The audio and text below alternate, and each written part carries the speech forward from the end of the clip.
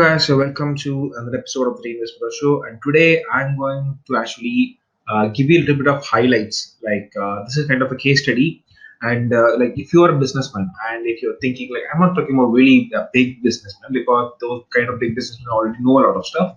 So if you're a small business owner and you're trying to invest your particular company to a next company, like if you're a businessman of like textile industries and you want to acquire or buy some other industry means maybe you can take some of the tips for this acquisition, because this case actually is kind of really weird because this happens. I don't know how this happens a lot of times, but still this acquisition is really weird. I'll tell you why it is on that way. So this is ArcelorMittal acquisition of that.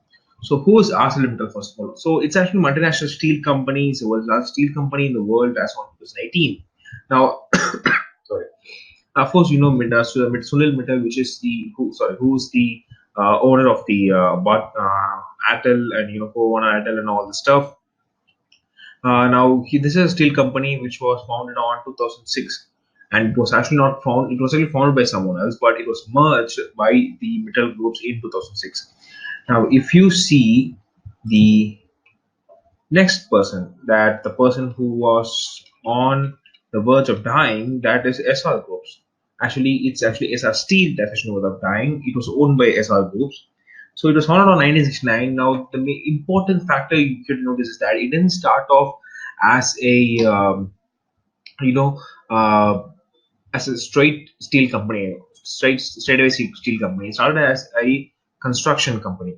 So when we started as a construction company, it just did small projects on near the port of Chennai and did all the stuff.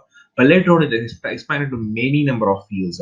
Now the major areas are mining, shipping, metals, and construction. Now this metals and steels, you just have to be really careful when looking at those.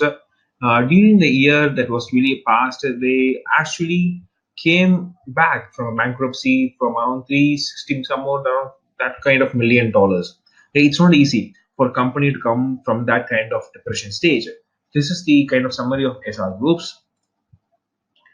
Okay, so the case here is that Essar Steel actually got bankrupted. They couldn't actually sell their, they couldn't actually match their assets and liabilities. So what happened is that they went for the auction. So many companies bid for buying, but finally ArcelorMittal bought that particular company.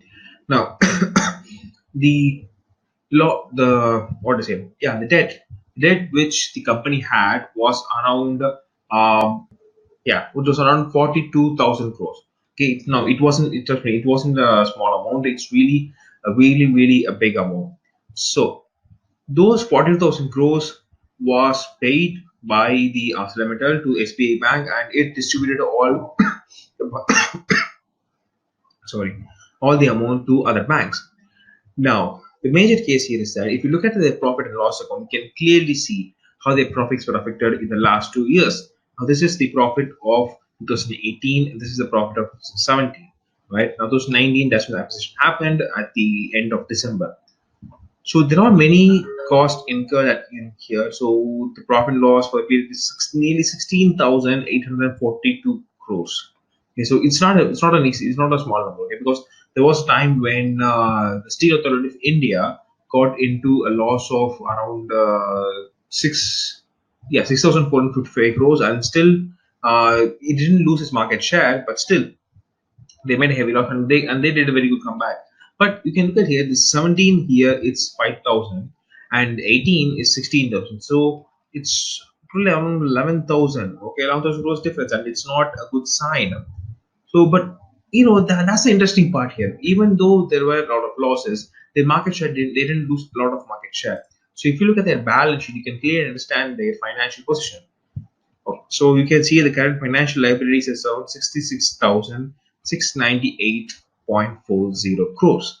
Now, if you go to the asset side, you can clearly see that even if you add all of these, it's impossible that they can even if you add this major assets and this and all, they can actually pay off all of these stuff. So it's pretty obvious that what their situation is here. So they're in a pretty deep debt, and so they had to sell the company, and it was the major buying of the bankrupt company in the first time in the history of India. Okay, now this is where things really get interesting. Why would any company want to invest in a dying company? Can you even imagine? The Aditya Birla Capital Management Group came to our college, and I asked the MD or the person in charge, or there, asked him a question. Why would anyone want to invest in a dying company? Because the numbers that a particular company has is extremely important. So what they said to me was, that may be due to the deep pockets that the buyer may have, because they may be thinking, why would this company go to loss? Because they have a really huge amount of capital resources. Okay, they got really good human resources. They really got too much nice place locations and all.